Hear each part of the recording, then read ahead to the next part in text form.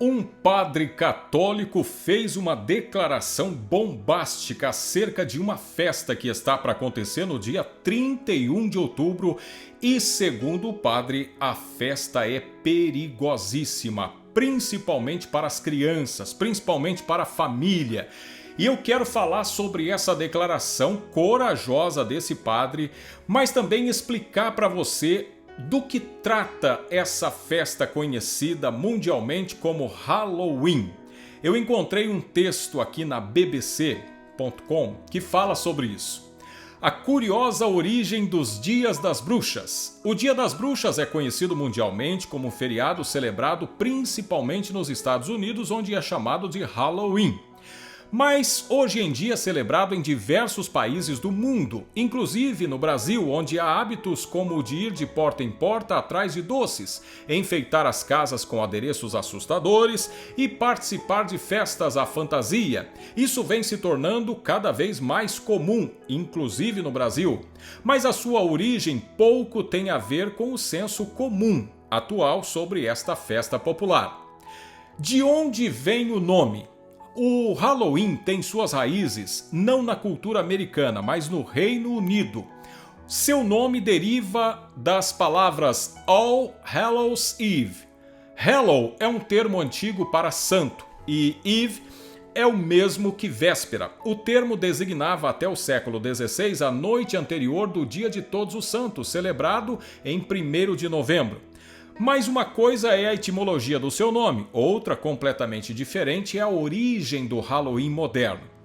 Como a festa começou? Bem, desde o século XVIII, historiadores apontam para um antigo festival pagão. Ao falar da origem do Halloween, o festival celta de Samhain, o termo que significa fim do verão. O Samhain durava 3 dias e começava no dia 31 de outubro. Segundo acadêmicos, era uma homenagem ao Rei dos Mortos. Estudos recentes destacavam que o Samhain tinha entre suas maiores marcas as fogueiras e celebrava a abundância de comida após a época de colheita. O problema com esta teoria é que ela se baseia em poucas evidências, além da época do ano em que os festivais eram realizados.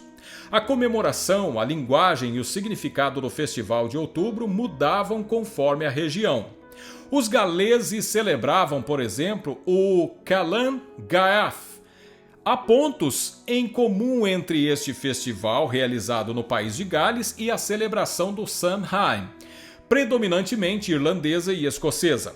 Mas há muitas diferenças também. Em meados do século VIII, o Papa Gregório III mudou a data do Dia de Todos os Santos, que era 13 de maio, a data do Festival Romano dos Mortos, para 1º de novembro, a data do Samhain. Não se tem certeza se Gregório III ou seu sucessor, Gregório IV, tornaram a celebração do Dia de Todos os Santos obrigatória na tentativa de cristianizar o Samhain. Mas quaisquer que fossem os seus motivos, a nova data para esse dia fez com que a celebração cristã dos santos e de Samhain fossem unidos. Assim, tradições pagãs e cristãs acabaram se misturando. Quando surgiu o Dia das Bruxas? Bem, o Dia das Bruxas que conhecemos hoje tomou forma entre 1500 e 1800. Fogueiras tornaram-se especialmente populares a partir do Halloween. Elas eram usadas na queima do joio, que celebrava o fim da colheita no Samhain, como símbolo do rumo a ser seguido pelas almas cristãs no purgatório ou para repelir bruxaria e a peste negra. Outro costume do Halloween era o de prever o futuro. Previa-se a data da morte de uma pessoa ou o nome do futuro marido ou mulher. Em seu poema Halloween, escrito em 1786, o escocês Robert Burns descreve formas com as quais uma pessoa jovem podia descobrir quem seria seu grande amor. Muitos desses rituais de adivinhação envolviam a agricultura, por exemplo. Uma pessoa puxava uma couve ou um repolho do solo por acreditar que o seu formato e sabor forneciam pistas cruciais sobre a profissão e a personalidade do futuro cônjuge. Outros incluíam pescar com a boca maçãs marcadas com as iniciais de diversos candidatos, e a leitura de cascas de noz ou olhar um espelho e pedir ao diabo para revelar a face da pessoa amada. Comer era um componente importante do Halloween, assim como de muitos outros festivais. Um dos hábitos mais característicos envolvia crianças que iam de casa em casa cantando rimas ou dizendo orações para as almas dos mortos. Em troca, eles recebiam bolos de boa sorte que representavam o espírito de uma pessoa que havia sido liberada do purgatório. Igrejas de paróquias costumavam tocar seus sinos, às vezes por toda a noite. A prática era tão incômoda que o rei Henrique III e a rainha Elizabeth tentaram bani-la, mas não conseguiram. Este ritual prosseguiu apesar das multas aplicadas regularmente a quem fizesse isso. Como o festival chegou à América? Em 1845, durante o período conhecido na Irlanda como a Grande Fome, 1 milhão de pessoas foram forçadas a emigrar para os Estados Unidos, levando junto suas histórias e tradições. Não é coincidência que as primeiras referências ao Halloween apareceram na América pouco depois disso. Em 1870, por exemplo, uma revista feminina americana publicou uma reportagem em que descrevia o feriado inglês. A princípio, as tradições do Dia das Bruxas nos Estados Unidos uniam brincadeiras comuns no Reino Unido rural com rituais de colheita americanos. As maçãs usadas para prever o futuro pelos britânicos viraram cidra, servida junto com rosquinhas ou donuts. O milho era uma cultura importante da agricultura americana e acabou entrando com tudo na simbologia característica do Halloween americano. Tanto que no início do século XX, espantalhos típicos de colheitas de milho eram muito usados em decorações do Dia das Bruxas. Foi na América que a abóbora passou a ser sinônimo de Halloween. No Reino Unido, o legume mais entalhado ou esculpido era o turnip, um tipo de nabo. Uma lenda sobre um ferreiro chamado Jack que conseguiu ser mais esperto que o diabo e vagava como um morto-vivo deu origem às luminárias feitas com abóboras que se tornaram uma marca do Halloween americano, marcado pelas cores laranja e preta. Foi nos Estados Unidos que surgiu a tradição moderna de doces ou travessuras. Há indícios disso em brincadeiras medievais que usavam repolhos, mas pregar peças tornou-se um hábito nessa época no ano de 1920 entre os americanos. Mas vamos agora à declaração do padre Duarte Lara acerca desta terrível festa do dia 31 de outubro. Segundo o padre, o Halloween é coisa do demônio. E ele diz que é importante pensar sobre isso porque é perigoso. Os satanistas têm também o ano satânico, e o ano satânico começa no dia do Halloween, precisamente às 3 horas da manhã, que seria a hora contrária à hora da misericórdia, que é às 3 da tarde.